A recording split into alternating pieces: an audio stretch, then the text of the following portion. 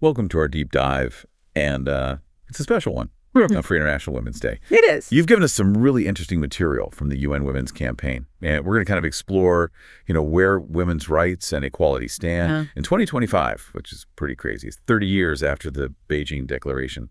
So I'm curious what your thoughts are on this, like how the world has changed so much since 1995, but yet some things just feel really familiar. We're seeing great progress, like a huge leap in laws against domestic violence, but we're also facing these new threats that could set us back, like the rising number of women living in conflict zones. It's kind of a mixed bag.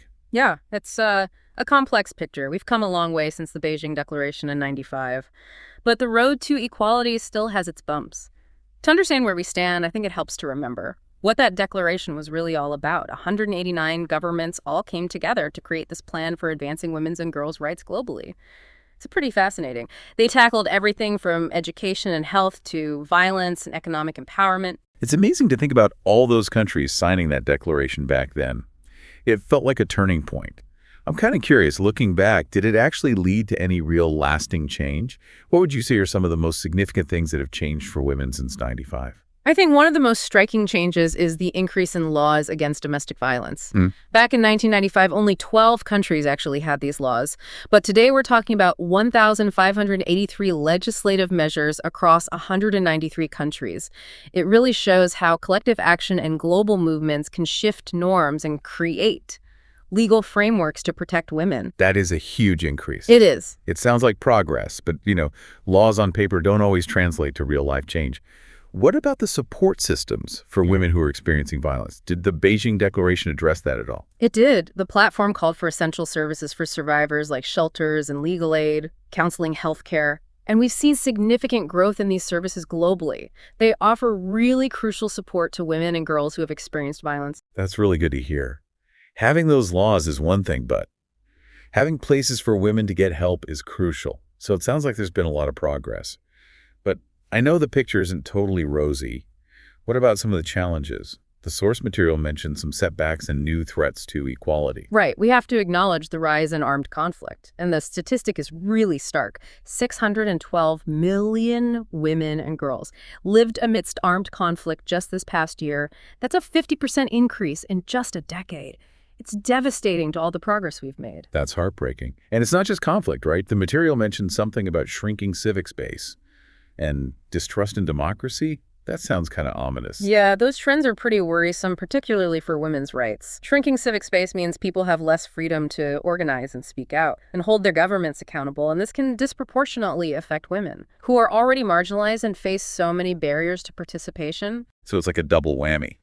On the one hand, direct threats like conflict and violence, and then these limitations on freedom and democratic participation. Given all of this, what does the UN Women's Campaign actually propose for 2025? How do we address these challenges and move forward? They've outlined 3 key areas for action. The first is advancing women's and girls' rights, which means fighting for the full spectrum of human rights and challenging every form of violence, discrimination, and exploitation. It sounds like a tall order, but definitely necessary. What about the second area they're focusing on? The second is promoting gender equality, and this goes beyond just equal rights. It's about tackling those systemic barriers, dismantling these deeply ingrained inequalities, and making sure that women's and girls' voices are heard, especially those from marginalized communities. That makes sense. It's not just about having laws, but changing the systems that create that inequality. What about the third area of action? The third area is fostering empowerment. It's about changing the power dynamic. It's not just giving women a seat at the table, but redefining what that table even looks like. It means ensuring inclusive access to education, employment leadership, and decision-making positions, particularly for young women and girls. It sounds like a call to reshape the world we live in, starting with ourselves and our communities. But how can we as individuals make a difference in such a complex landscape? Our listeners are probably wondering the same thing. That's a great question, and it's one that the UN Women's Campaign tackles head on. They urge everyone to get involved, whether it's media, businesses, governments, community leaders, civil society, or young people. It's a collective effort. I love that. So it's not about waiting for someone else to fix it. It's about realizing that we all play a role. I'm eager to hear more about what that looks like in practice. But before we get into that, I'm struck by something the source material mentions. It says that we can't afford to wait another 30 years to achieve gender equality. That sense of urgency, what does that mean to you? It's a powerful statement, isn't it? It's a reminder that complacency is a luxury we can't afford. The challenges we face are urgent, and the need for change is now. Each of us has the power to contribute, no matter how small our actions seem. That's a perfect segue into the next part of our deep dive, where we'll explore those actions and how each of us can be a part of creating a more just and equitable world for all women and girls. Stay tuned. Welcome back to our deep dive into International Women's Day 2025. We've talked about the big picture, like the progress and the setbacks and that sense of urgency. But now I want to unpack what action actually looks like. It's easy to feel overwhelmed by these huge global issues and to think, what can one person really do? I totally get that feeling. Yeah. But change happens on all these different levels, and individual actions, when we combine them with collective efforts, can have a really powerful ripple effect. So where do we even begin? The UN Women's Campaign says everyone should get involved, but that's pretty broad. It is, yeah. And that's because there are so many different ways to contribute. Like, it can be as simple as starting conversations in your own life, talking to your friends, family, colleagues, sharing what you've learned here and encouraging them to think about these issues too. That's such a good point. We often underestimate how powerful everyday conversations can be. Yeah. It's about sparking that awareness and sharing perspectives and planting those seeds of change. What about using social media? It seems like that's become a major platform for activism. Oh, absolutely. Social media can be really powerful for amplifying voices and mobilizing support. You can share stories of inspiring women and highlight the work that organizations are doing and use your platform to advocate for change. Yeah, and I've noticed how hashtags like #ForAllWomenAndGirls can really help connect people and create a sense of global solidarity. It's kind of amazing how social media can bridge those divides and bring people together around these important causes. It really is powerful. But beyond raising awareness, it's important to think about supporting those organizations that are actually working on the ground. The ones directly advancing women's rights and empowering girls. There are so many amazing NGOs and initiatives out there doing this work. It's hard to know where to even start. It can be. I think the best advice is to find an organization or a cause that really resonates with you personally. Maybe it's a local women's shelter or a group advocating for girls' education, or even an international organization. Yeah. And supporting them doesn't always have to mean a big financial commitment either. You could volunteer or donate what you can, or even just spread the word about the work they're doing. Every little bit makes a difference. But what about taking action beyond those online spaces? How can we make a difference in our own communities? That's where things get really interesting. Community involvement is so key. It could be attending local events or connecting with community leaders or even just finding out what initiatives are already happening. Maybe there's a women's shelter that needs volunteers or a local organization working on girls' education. I love that idea of finding your niche and using your skills and your passions to make a difference right where you are. It's about taking action that feels authentic. Exactly. And if you're ready to take it to the next level, you can always reach out to your elected officials. Let them know that gender equality is an issue you care about and urge them to support policies that promote women's rights. That's a great reminder. Politicians are supposed to represent our voices, so we have a right to make sure they're championing the causes we care about. Absolutely. And don't forget about the power of your vote research, where candidates stand on gender equality and support those who are committed to advancing the cause. Voting is so important. It's about shaping the future we want to see. As we're talking, I've been thinking that beyond those external actions, there's also an element of personal reflection. What role does self-awareness actually play in all of this? That's such a crucial point, and it's one that people often overlook. Change starts with each of us, examining our own biases and assumptions about gender roles and stereotypes. It's about being honest with ourselves and willing to challenge those ingrained beliefs. Being open to learning and unlearning. When I first started learning about gender equality, I had so many aha moments. It was like a whole new world opening up. That's the beauty of it. The more we learn, the more we realize how much we don't know. And that's okay. It's about being open to new perspectives and challenging ourselves and embracing how complex these issues really are. I love that you called it a journey. Yeah. It really is a process of learning and unlearning and growing. And as we learn, it's important to share that knowledge. Speak up when you hear those harmful stereotypes, challenge those assumptions, and be an advocate for equality in your everyday life. Creating those ripple effects. Right. One person speaking up can inspire others, and that's how we can start to shift the entire culture towards greater equality. It's easy to get discouraged when you look at these global challenges. It can feel like, what impact can one person even have? Yeah. But then I think about the progress we've already seen. The increase in laws against domestic violence, the expansion of services for survivors, the rise of those young feminist movements.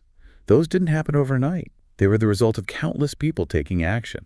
Such an important reminder. We are a part of something much bigger than ourselves. We're part of a global movement, a tapestry woven together by threads of hope and resilience, and that shared commitment to a better future.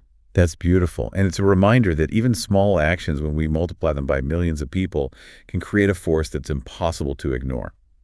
So as we go into the last part of our deep dive, let's hold on to that sense of hope and possibility. Yes. Let's explore the theme of International Women's Day 2025. For all women and girls, rights, equality, empowerment. It's a theme that captures the journey, the challenges, and the vision we're all striving for. I'm excited to unpack that theme and see how it connects to the actions we've been talking about. Stay tuned for the final part of our deep dive, where we'll dig deeper into creating a world where all women and girls can truly thrive. Welcome back to the final part of our deep dive into International Women's Day 2025. We've talked about the Beijing Declaration and the state of women's rights and the challenges, but now I want to zero in on this year's theme. For all women and girls, rights, equality, empowerment. It's a powerful message. It feels like a call to action and a reminder that we still have a lot of work to do. It is a call to action. It really captures how interconnected those three pillars are: rights, equality, and empowerment. You can't have one without the others. They're all essential. And I think that emphasis on all women and girls is so important.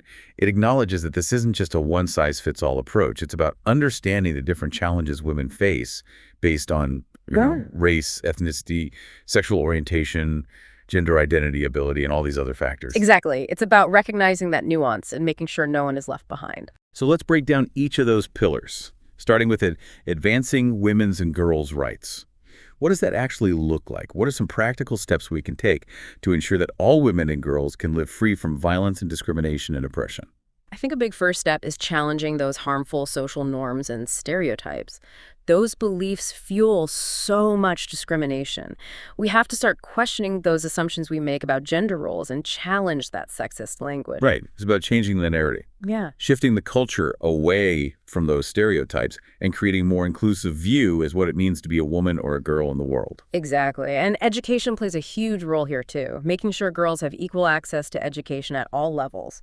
Not just formal education, but opportunities to learn new skills and develop their talents. It's about investing in their potential.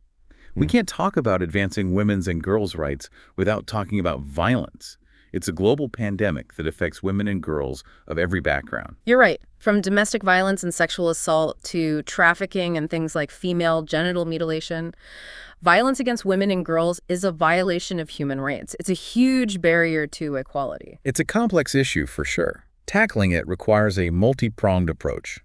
So what are some key things we can do? Well, first we have to create a culture where violence against women and girls is just not tolerated. It means speaking out against all forms of violence and challenging the attitudes that allow it to continue. And of course, making sure survivors have access to justice and support. That support is crucial.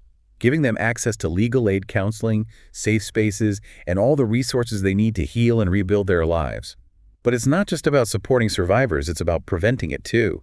So how do we stop the violence before it starts? That's where engaging men and boys comes in. They have such an important role in challenging those harmful masculinity norms and promoting respect and equality. It's about changing those deep-seated attitudes that lead to violence. Creating a world where everyone feels safe and respected, no matter their gender. Let's move to that second pillar. Promoting gender equality. What does it actually mean to create a level playing field where everyone has equal opportunities? It means addressing those systemic barriers that hold women and girls back. Things like closing the gender pay gap and ensuring equal access to jobs and supporting women entrepreneurs, and challenging discrimination in the workplace. It's recognizing that talent and potential don't depend on gender. But it's not just about the formal economy, right? We also need to value all that unpaid care work that women do. Absolutely. All that childcare, elder care, all the work that keeps families and societies functioning, we need to acknowledge that. And we need to address the fact that women are still underrepresented in leadership positions, in politics, business, everywhere. Representation matters. When women are in positions of power, they can make a difference. So how do we get more women into leadership roles? By creating those pathways, supporting and mentoring aspiring female leaders, and really challenging those biases that prevent women from reaching their full potential. Okay, so we've covered advancing rights and promoting equality. Now let's talk about fostering empowerment. What does it mean to empower women and girls in a world that's still so unequal? It's about creating a world where women and girls have the agency, the confidence, and the resources they need to shape their own lives, supporting them to develop their skills and pursue their passions. It's about going from being beneficiaries of change to becoming the leaders of that change. Right. Mentorship is so important. When girls see women breaking down barriers and achieving their goals, it can be incredibly inspiring. And we need to give girls and women the opportunity to develop those leadership skills and connect with other women. Creating those support networks, it's amazing how much we can learn from each other's experiences. But empowerment isn't just individual, it's also about collective action and solidarity. You're right. When women come together and support each other and speak out together, they can be a force for change. I think that's what makes this year's theme so powerful. It reminds us that this isn't just a fight for women, it's a fight for all of us. Exactly. It's about creating a world that benefits everyone, where all genders can live with dignity and freedom and equal opportunities. So as we wrap up this deep dive, I want to leave our listeners with a challenge. What one action will you commit to taking to contribute to a more just and equitable world for all women and girls? It doesn't matter how big or small. Just do something. Keep the momentum going and remember that even the smallest actions multiplied by millions can create a wave of change. Thank you for joining us on this deep dive. We hope it's given you some things to think about and inspired you to take action. And don't forget, the UN Women website has tons of resources about how to get involved in the movement for gender equality. Let's make this International Women's Day not just a day of celebration, but a day of action, a day where we recommit to creating a world where all women and girls can thrive.